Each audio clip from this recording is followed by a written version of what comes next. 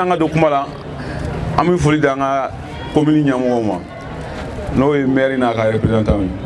ka foli di dugutigi n'a ka mɔgɔw ma ka foli di Papu fana n'a ka jamakulu ma u ye ŋaniya min ta nin ye n'o ye dépistage cancer du col de l'utérus ani cancer du sein parce que n'an ye musow ta k'a lajɛ problème minnu dara bi an ka jamana kɔnɔ cancer ko ta fan fɛ cancer du sein de bɛna ɲɛfɛ fɔlɔ et puis n'o bɔra yen cancer du col mais ninnu bɛɛ ye bana ye bana minnu ni dɔnbaliya banaw de don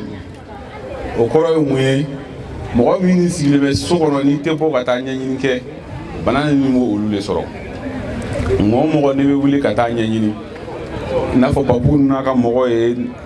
ŋaniya min ta nin ye ka taa sɛgɛsɛgɛ ka t'i ka kɔli lajɛ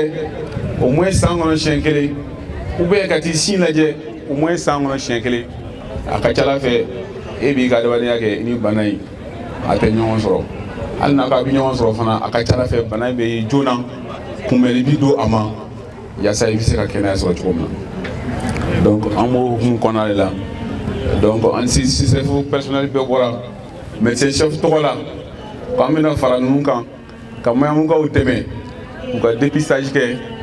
yaasa bana in taamasiyɛn bɛ mɔgɔ minnu na olu ka se ka dɔn fɛɛrɛ min bɛ se ka tɛmɛ olu fɛ k'u dɛmɛ